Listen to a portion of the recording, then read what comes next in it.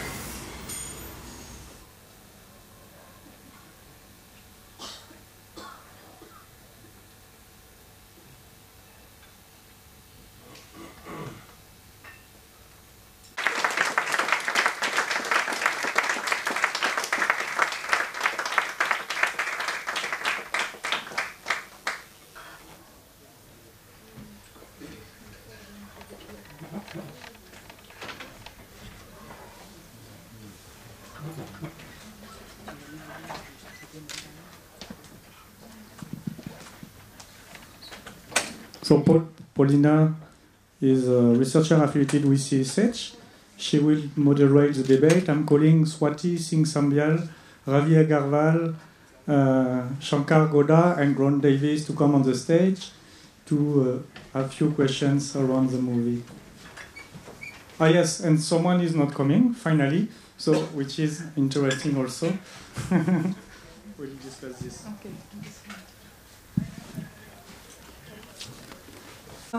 Good evening to everyone. Good evening. So personally, I will talk. I will not ask any question to myself. So I will say what I think about the film. So I find it really interesting and even striking because, in fact, I think it shows the visible and invisible of our society, and also it talks about the reality that I personally didn't acknowledge before. And I'm very much part of it. So I must confess that waste for me has been something that I don't want to see at home, and the story stop it there for me. So this film, I think it make a change. So congratulations to the directors, Rémi, Grant, and Shankare. So Santu is not there. So I don't know if you want to say something about him or. Yeah. So we have invited Chintan. Chintan represents the White Speaker NGO, they represent NGO. So Chitra Mukherjee, that you saw at the beginning of the movie, just after Swati, represents this NGO. She could not come, so we thought, okay, let's call either Vijay from the movie or Santu.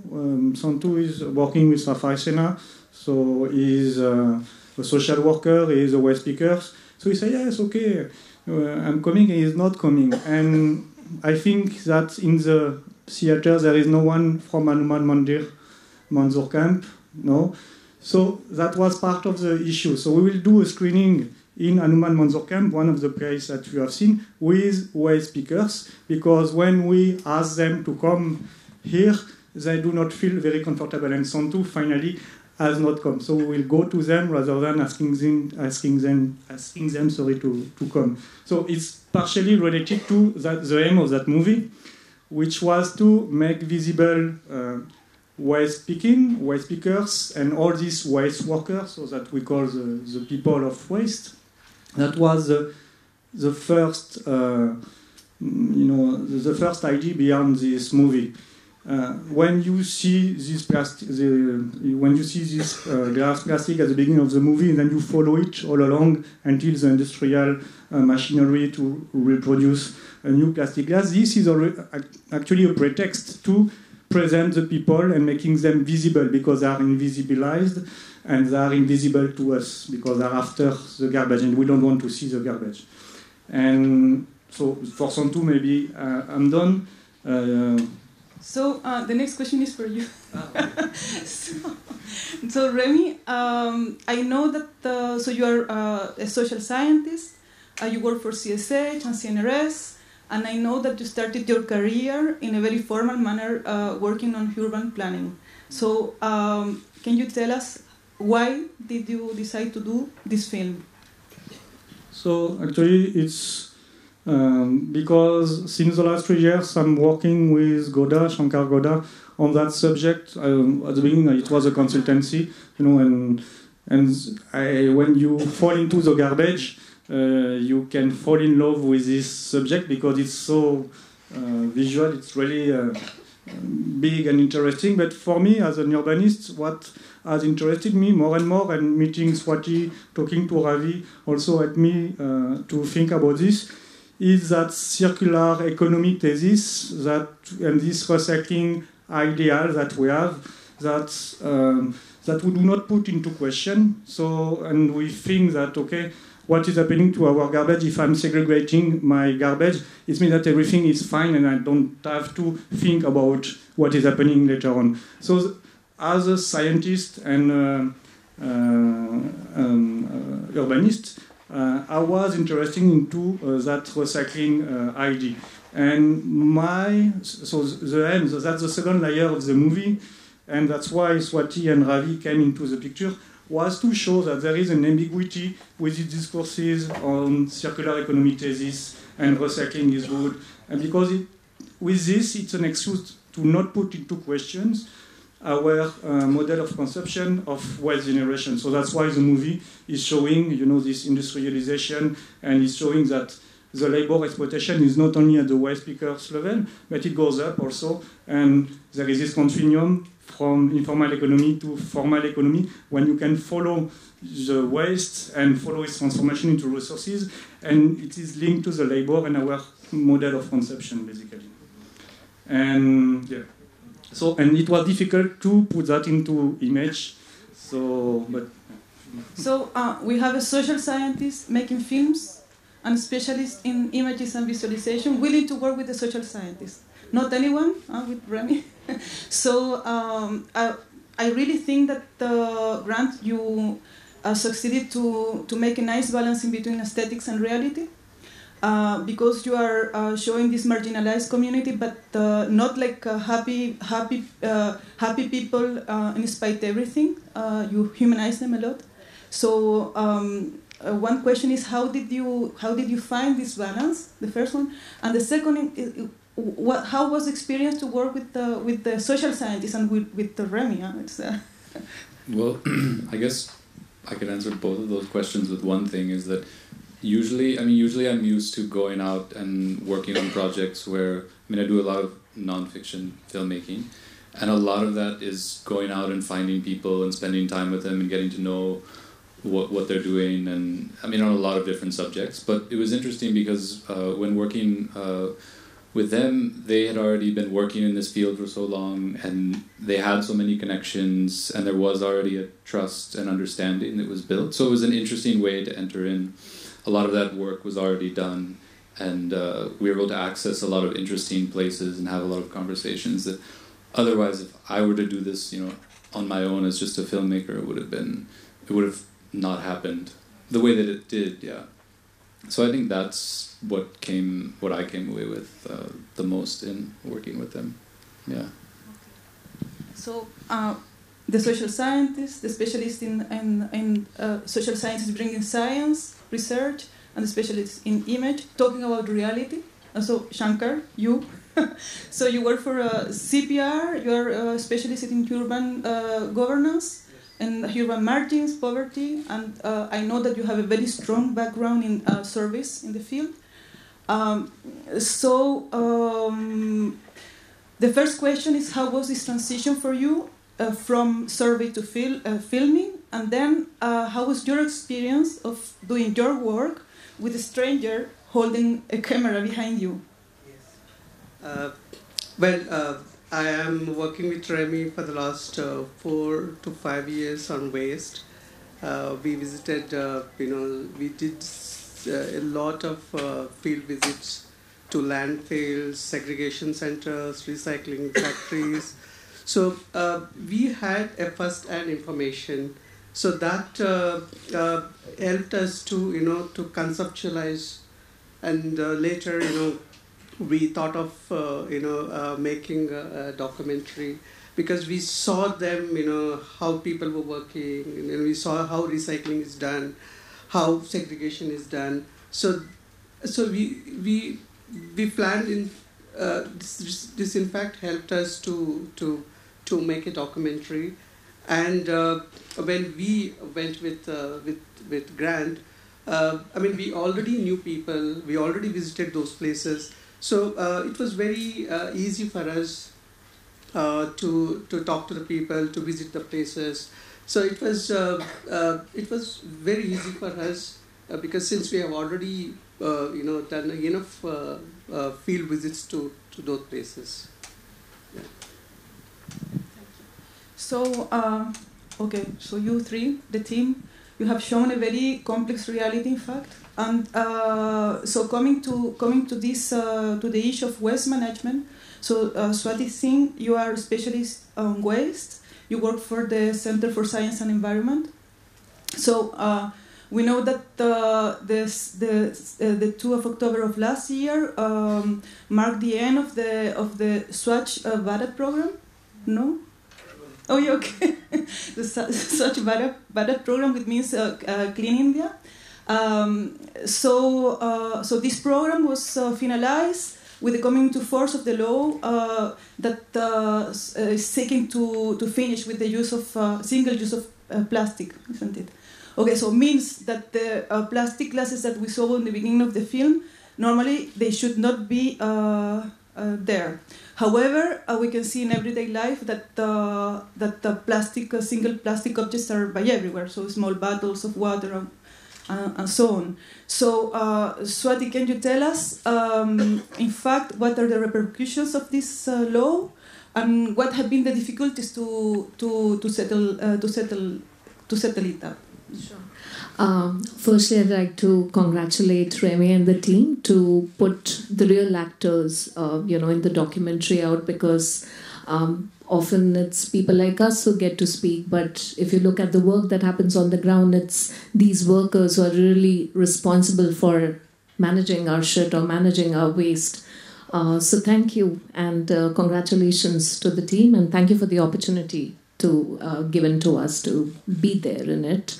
On your question, on the issue of single-use plastics, to start with, we don't really have a country-specific definition right now on SUPs, and of course there's a definition by UNEP and there's a definition by the developed world, but when you go on the ground and when you visit different states, we also observe that the kind of plastics that is there, the kind of SUPs that are there, it changes. So for instance, in Bihar, you'll find a lot of keni and gutka sachets, but typically in metropolitans, it's a lot of packaging waste. So there's clearly a need of a country-specific definition of SUPs. Yes, there were talks on banning plastics, but about 28 states and union territories in various capacities have banned single-use plastic products. But then if you look at the implementation of these bans, it's very lax. Of course, for some weeks or a few months it works, and then it falls flat on the face. So of course, there's a clear gap between policy, laws and order, and its implementation on the ground. Yes, we talk about consumers. Yes, we tell them to refrain, but then there are also companies who are not really complying to the EPR policy or the extended producer policy under our plastic waste management rules that is there. So there are clearly a lot of gaps between various actors, and I think now is the time, and of course there's no time left to pilot it in various cities, but now is the time for action, both in terms of policy. We need to have a clear SUP guideline in place, a clear definition, and also in terms of implementation, in terms of various actors, be it the consumer, be it the company, be it the collector, informal sector. So I think that linking is not there at all, which has led to a lot of chaos on the ground. So I think all these issues at various levels need to be addressed. Yeah, thank you. So you're showing complexities, but also ambiguities, inequalities, and what else can we say? So many things. So Ravi, You are the founder of Toxic Links, so it's an environmental NGO. You have dedicated your career to activism and also to the environment through activism and your work as an artist. So we saw that the recycling is ambiguous and but not only is polluting as well. So it seems that it's not a good solution. Incinerators are polluting so the air, but also are creating more waste, which is not well managed. What else? This law, which is maybe it's a concrete action, but it's not really. It's like there and there. So what should we do?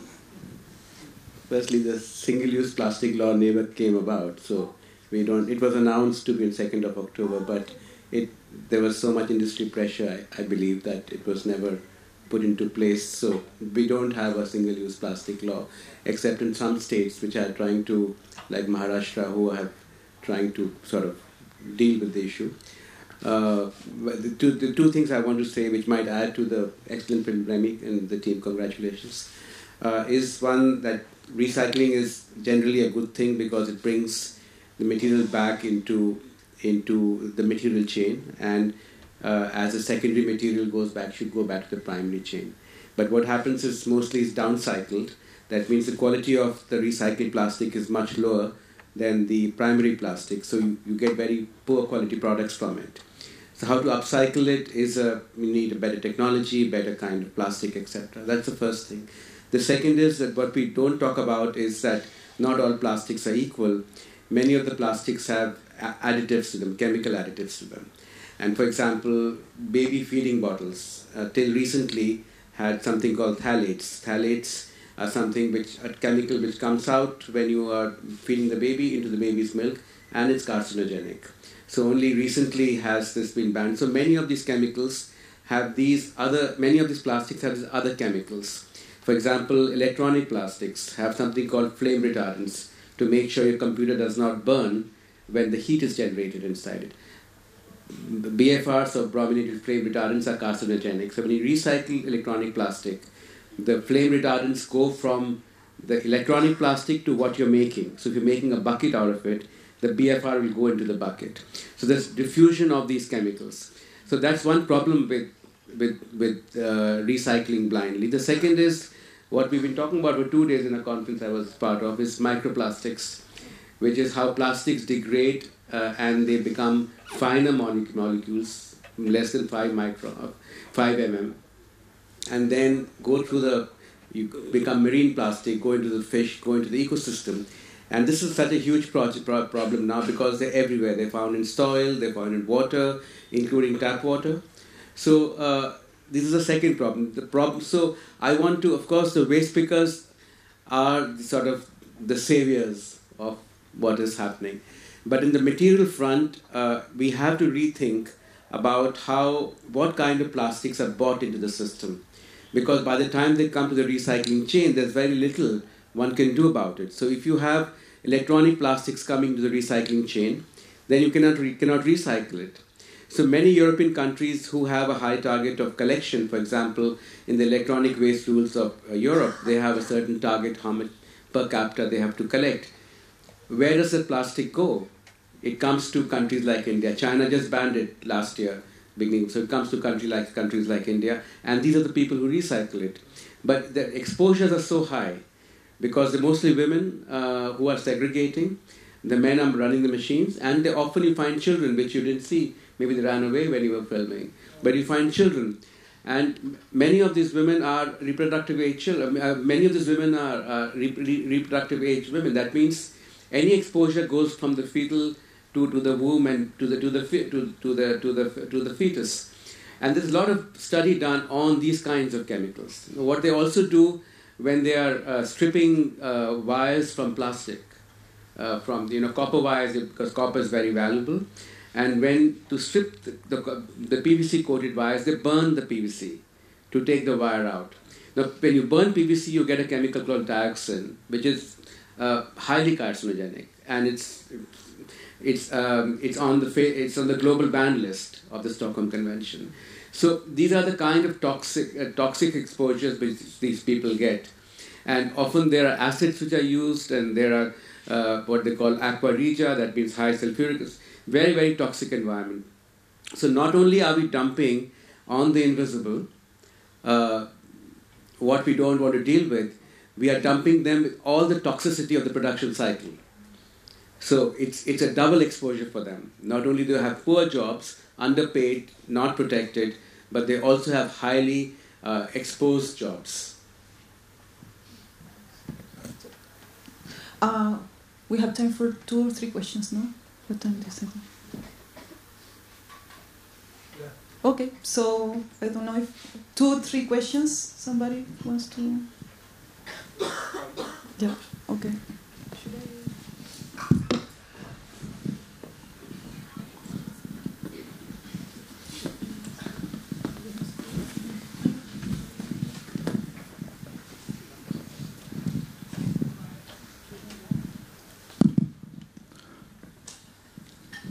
Yeah, it was a very enlightening film that you made, and I mean, I'm so glad that I attended this. I have 2 questions whoever has the info about it can answer me. One, to you, of course, the filmmaker. I mean, when you were filming this video and you were going through all the field visits, you must have encountered some people who also might have, some innovative ideas or alternatives to this kind of problem that they're dealing with. I mean, if in case you have come across, please do enlighten us upon that as well. I mean, what kind of other solutions or other alternatives are there